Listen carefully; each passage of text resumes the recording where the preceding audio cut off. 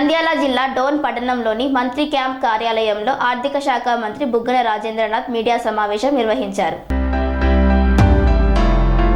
నంద్యాల జిల్లా డోన్ పట్టణంలోని మంత్రి క్యాంప్ కార్యాలయంలో ఆర్థిక శాఖ మంత్రి బుగ్గన రాజేంద్రనాథ్ మీడియా సమావేశం నిర్వహించారు. ఈ సమావేశంలో మాట్లాడుతూ ఆంధ్రజ్యోతిలో మంత్రి సిబ్బంది బెదిరింపులకు మహిళా బలి అనే శీర్షిక రాసిన కథనాన్ని తీవ్రంగా ఖండించిన ఆర్థిక శాఖ మంత్రి బుగ్గన రాజేంద్రనాథ్ నిరాధార ఆరోపణలతో వార్తా కథనం రాయడంపై మంత్రి బుగ్గన రాజేంద్రనాథ్ ఆగ్రహం వ్యక్తం చేశారు. ఆంధ్రజ్యోతి వార్తను ఆధారం చేసుకుని ప్రెస్ మీట్ పెట్టి మాట్లాడిన కోట్ల సూర్యప్రకాష్ రెడ్డిపై మండిపడ్డారు. డోన్ టీడీపీ అభ్యర్థి కోట్ల సూర్యప్రకాష్ రెడ్డి వంటి అనుభవజ్ఞులు అజ్ఞానంతో అవగాహన లేకుండా మాట్లాడడం బాధ్యతారహితం కాదని హెచ్చరించారు. అబద్ధాల వార్తల కోసం అల్లాడే ఆంధ్రజ్యోతి నా పేరుతో రాసిన వార్త నిజమని నిరూపించగలరా అని ప్రశ్నించారు. అన్యాయం మోసం చేసి పార్టీ మారిన వారు మాకు గిఫ్ట్ ఇచ్చిపోతే వారికి తిరిగి రిటర్న్ గిఫ్ట్ ఇస్తే తప్పేంటని అన్నారు.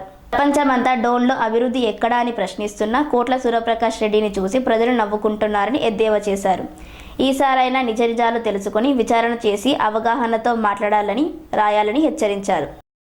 డోను తెలుగుదేశం ఎమ్మెల్యే అభ్యర్థి కోట్ల సూర్యప్రకాష్ రెడ్డి గారు ఒక ప్రెస్ కాన్ఫరెన్స్ పెట్టి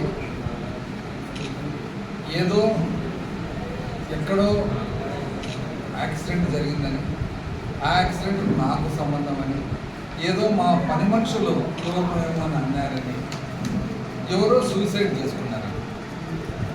ప్రకాష్ రెడ్డి గారు మీరు సీనియర్ కదండి, మీరు సీనియర్, దాదాపు 75 ఏళ్ళు దగ్గర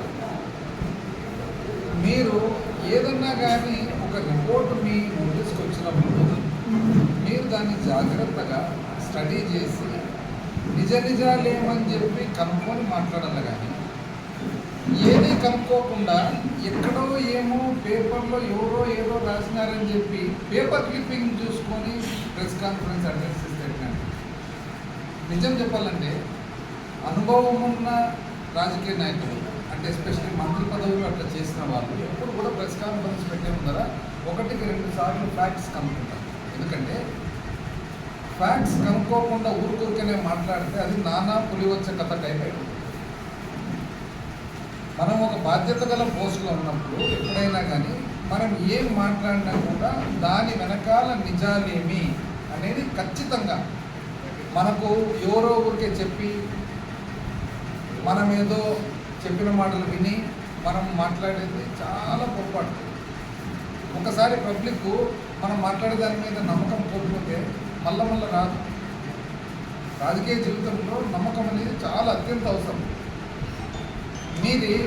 ఇది ఎట్లుందంటే అదేదో కుందేలు కదా, మంచి గాఢ నిద్రలో చెట్టు కింద ఉంటే తాటికాయ తల మీద పడితే ఇదేదో ఆకాశం నా తల మీద పడిపోయిందని చెప్పి ఊహించుకొని కుందేలు పరిగెత్తుకుంటూ పోతుంటే పక్కన వేరే జంతువు ఏదో వచ్చి ఎందుకు అట్లా పరిగెత్తున్నామంటే ఆకాశం కింద పడుతుందని చెప్పి ఆ జంతువు కూడా కుందేలుతో పాటు పరిగెత్తి ఈ టైంలో అసలు మీరు ఎవరు ఏం బేసిస్ మీద మాట్లాడుతున్నారు? అసలు బేసిస్ ఏమి? ఏదో పేపర్ తెలంగాణకు సంబంధించిన పేపర్ రిపోర్ట్, ఆ పేపర్ కూడా ఏ రిపోర్టు? ఆంధ్రజ్యోతి చాలా ఎంతో కష్టపడి అసత్యాలన్నీ కూడా సమకూర్చి పేపర్ మీద పెట్టాలనేది వాళ్ళు ఒక పద్ధతి ప్రకారం, ప్రణాళిక ప్రకారం పోతున్నారు. సో వాళ్ళు ఏదన్నా రాసినప్పుడు ఆ రాత కరెక్టా కాదా అనేది మీరు కనుక్కోవాల్సిన బాధ్యత. ఈరోజు ఆ కారు నాకు సంబంధించినదని మీరు నిరూపించగలుగుతారా? పోనీ ఆ కారులో ఉన్న వాళ్ళు నాకు సంబంధించిన నిరూపించగలుగుతారా? పోనీ ఆ స్కూటర్లో ఏదో తగిలిందన్నారు కదా, వాళ్ళు ఏమైనా నాకు సంబంధించిన వాళ్ళని నిరూపించగలుగుతారా? పోనీ ఆ సంబంధించిన సంఘటన నాకు ఎటువంటి సంబంధం ఉందని చెప్పి మీరు ఏమైనా నిరూపించగలుగుతారా? నిరూపించడం పక్కన పెట్టుకోండి, అసలు అది నిజమా? కారు ఏంది, యాక్సిడెంట్ ఏంది, సూసైడ్ ఏంది, నాకు ఏం సంబంధం అసలు? వాళ్ళు ఎవరో ఆంధ్రజ్యోతి వాళ్ళు ఏందో తెలుసో తెలియకనో వాళ్ళు, ఎందుకంటే అసత్యాలు తెలిస్తే పరిగెత్తుకుంటూ రాస్తుంటారు కాబట్టి వాళ్ళు రాసిన దానికి వాళ్ళంటే సరే పేపర్లో రోజు 10 రాస్తారు, 11ది దాటుకొని వెళ్ళిపోతున్నారు మీడియా కాబట్టి. కానీ మీది క్రెడిబిలిటీ కదా, క్రెడిబిలిటీ ఉన్న మీరు ఏ విధంగా ఇవన్నీ మాట్లాడుతున్నారండి? ఇప్పుడు మేము ఆంధ్రజ్యోతి మీద డిఫమేషన్ ఫైల్ చేస్తున్నాం. అది పొద్దున్నే డిసైడ్ చేసినాం. ఇది అసత్య ప్రచురణ మాకు అసలు సంబంధమే లేదు. కారు నాకు సంబంధం లేదు, వ్యక్తులు నాకు సంబంధం లేదు, సంఘటన నాకు సంబంధం లేదు. మీరేదో పొరపాటున ఎవరో ఏదో అని అనుకొని నా పేరు రాసినట్టున్నారు. మీరు ఆంధ్రజ్యోతి మీరు కనుక్కోకుండా రాసిన దానివల్ల ఈరోజే లాయర్ నోటీస్ ఇస్తున్నాము. లాయర్ నోటీస్కు సంబంధించిన రిప్లై వచ్చిన తర్వాత ఆ రిప్లైని బేస్ చేసుకొని డిఫర్మేషన్ ఫైల్ చేయాలని చెప్పి మేము డిసైడ్ అయ్యాం. మోసం చేసి అన్యాయం చేసి మనకు ఒక గిఫ్ట్ రూపంలో ఇచ్చిపోతే రిటర్న్ గిఫ్ట్ ఇవ్వమని భగవద్గీత ఏం చెప్తుంది? గిఫ్ట్ ఇస్తే రిటర్న్ గిఫ్ట్ ఇవ్వాలని కదా భగవద్గీత చెప్పి. అన్యాయం మోసం జరిగినప్పుడు గిఫ్ట్తో పాటు రిటర్న్ గిఫ్ట్ ఇస్తాం. ఎట్లా ఇక్కడ ఉంటాం? కేసీఆర్ గారు ఏమన్నారు? గిఫ్ట్ ఇస్తే రిటర్న్ గిఫ్ట్ ఇస్తామన్నాడు, అంతే కదా. రెండో పాయింట్, నేనేదో కారు ఆపి నేను ఎందుకు బెదిరిస్తున్నాను? నేను కూడా కారు ఆపు. మీరు కారు ఆపకుండా ఒక వ్యక్తి, తెలిసిన వ్యక్తి పోతూ ఉంటే కిలోమీటర్ దూరం పోయి రిటర్న్ తిప్పుకొని వాపస్ ఆపి నోటికి వచ్చినట్టు దుర్భాషలాడినేది మీరు. ఫోన్లలో ప్రతి ఒక్కరికి ఫోన్ చేసి దుర్భాషలాడుతుండేది మీరు. చాలా అసభ్యకరమైన మాటలు మాట్లాడుతుండేది మీరు. బెదిరిస్తుండేది మీరు. డెస్పరేట్ అవుతుండేది మీరు. మీరు ఇంతమందికి ఫోన్ చేసి ప్రతి ఒక్కరికి, నియోజకవర్గం అంతా తెలుసు. దాపరికమా డోర్ పాత బస్ స్టాండ్ అడిగినా చెప్తారు, కొత్త బస్ స్టాండ్ అడిగినా చెప్తారు, రైల్వే స్టేషన్ అడిగినా చెప్తారు, ప్యాపిల్ బస్ స్టాండ్ అడిగినా చెప్తారు, బెంగళూరు బస్ స్టాండ్ అడిగినా చెప్తారు. ఎవరిని బెదిరిస్తున్నారు? ఆ బెదిరింపుల సెక్షన్ కూడా ఎక్కువ డోర్ను ప్యాపిలే. ఇది ఎవరికి తెలియదండి. ఎందుకు ఇట్లా ఊరికే అన్ని ఎలక్షన్ కమిషన్కి ఒక పని చేయండి. ఎలక్షన్ కమిషన్కి రిపోర్ట్ ఒక పని చేయండి. సూర్యప్రకాష్ రెడ్డి గారు, ఎలక్షన్ కమిషన్కు మీరు రిపోర్ట్ పెట్టండి. మీ ఫోను, మీ సంబంధించిన వాళ్ళ ఫోన్లో కాల్ రికార్డ్ తీయమనండి.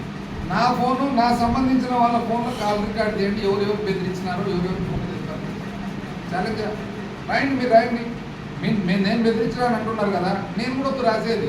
మీరు ఎలక్షన్ కమిషన్కి ఏం రాస్తారంటే, నా కాల్ రికార్డ్స్ మీరు దయచేసి తీయండి. నా ప్రత్యర్థి బుగ్గన రాజేంద్రనాథ్ గారి కాల్ రికార్డ్స్ కూడా 2 తీయండి. ఈ 2 తీసి ఎవరిని బెదిరించినారని చెప్పి ఎలక్షన్ కమిషన్ ఇన్వెస్టిగేషన్ చేయమనండి. అప్పుడు నేను ఒప్పుకుంటాను. మీరు ఏం చేసినారు, ఏం చేస్తున్నారు, ఏం చేయబోతున్నారు? తెలిసి తెలియని విషయాలు మాట్లాడడం వదిలిపెట్టి, అసత్యాలను ఎవరో ఉచిత సలహాలు ఇస్తే ఆ ఉచిత సలహాలు మీరు మాట్లాడి మీరు క్రెడిబిలిటీని పోగొట్టుకొని, మీరు ఎటువంటి ఆధారం లేని ఆరోపణలు వదిలిపెట్టి డెవలప్మెంట్ గురించి మాట్లాడండి, అభివృద్ధి గురించి మాట్లాడండి. ఇది నా సలహా. ఎందుకంటే ఇప్పుడే ఒక ఊరికి సంబంధించిన సంఘటన ఎక్కడ? తెలంగాణ. ఈ ప్రెస్ మీట్లో మళ్ళా పక్కన ఒక ఆయన మేధావుల సంఘం ప్రెసిడెంట్ ఉన్నాడు. ఆయన పక్కన చట్టము తన పని తను చేస్తుంది అంటే ఈయన చెప్తున్నాడు అనమాట. యాక్సిడెంట్, దానికి ఎన్నో యాక్సిడెంట్లు జరుగుతుంటాయి, దానికని ఈయన చెప్తాడు. అంటే అసలు సంబంధం లేని విషయాన్ని ఈయన మాట్లాడతాడు. ఈయన మాట్లాడడానికి మేధావుల సంఘం ప్రెసిడెంట్ పక్కన ఆయన ఇస్తాడు. చట్టము తన పని తను చేస్తుంది. చట్టము తన పని తన మంత్రాలయంలో కూడా చేసి ఉంటే లాడ్జిలో సరిపోయేది. మంత్రాలయం లాడ్జిలో చట్టం తన పని చేయలేక కాబట్టి మీరు ఇట్లాంటి అనవసరమైన ఉచిత సలహాలు, అంటే దీన్ని ఉచిత సలహాలు ఎందుకంటారంటే, సలహా ఎప్పుడు కూడా పెట్టుబడితో పాటు కూడింటే జాగ్రత్తగా ఇస్తారు సలహాలు. పెట్టుబడి లేని సలహాలు ఉంటాయి చూడండి, అంటే దానికి ఇన్వెస్ట్మెంట్ ఉండదు, సేల్స్ ట్యాక్స్ ఉండదు, ఇన్కమ్ ట్యాక్స్ ఉండదు. ఇన్కమ్ ట్యాక్స్, సేల్స్ ట్యాక్స్ లేని సలహాలు ఇస్తే ఇట్లా ఉంటాయన్నమాట. ఇట్లాంటి సలహాలు విని సూర్యప్రకాష్ రెడ్డి గారు పాపం ఇంత మంచి పండు వయసు 75 ఏళ్ళు దగ్గరకు వస్తుంటే, ఆయన ఇప్పుడు ఈ పండు వయసులో ఇట్లాంటి ఉచిత సలహాలు విని ఆయన అసలు మాట్లాడుతున్నారంటే నాకు ఆశ్చర్యం ఉంది. ఎందుకంటే క్రెడిబిలిటీ పోగొట్టుకుంటా. కనుక్కోండి అసలు ఎవరికి సంబంధించినది, అసలు వెహికల్ ఎవరికి, ఆ వెహికల్ లోపల ఉన్న వాళ్ళు ఎవరు, అసలు తగిలించిన వాళ్ళు ఎవరు, అసలు ఏమైందని కనుక్కొని మీరు రాయండి. అంతేగాని నాకు సంబంధం లేని విషయాలు నాకెందుకంటే అనిపిస్తున్నారు. ఈరోజు మేము ఆంధ్రజ్యోతి లెటర్ ఇవ్వబోతున్నాం. మీరు ఏం బేసిస్ మీద రాసిన నాకు సంబంధం లేని విషయం, మీరు ఇమీడియట్గా దానికి రెస్పాండ్ కానీ, లేదంటే you will be force to file defamation. ఇంకోటి ఏమంటారు నెక్స్ట్, ఇది గిఫ్ట్ రిటర్న్ గిఫ్ట్ తప్పేముందండి. ఇప్పుడు మనకు సెరెనిటీ మోడల్ హై స్కూల్ విద్యార్థులకు అమ్మఒడి, సామాన్యులకు అందుబాటులో ఉన్న బడి సెరెనిటీ.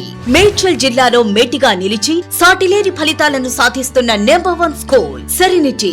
మా ప్రత్యేకతలు ప్రతి విద్యార్థి పట్ల వ్యక్తిగత శ్రద్ధ, activity based learning and digital classrooms, computer lab, 100% ఫలితాలు, sports and cultural activities, yoga, abacus మరియు Vedic maths education. Please visit Serenity Model High School, Nagaram. Admissions are in progress. Call 040-271-46899 and 040-271-48699.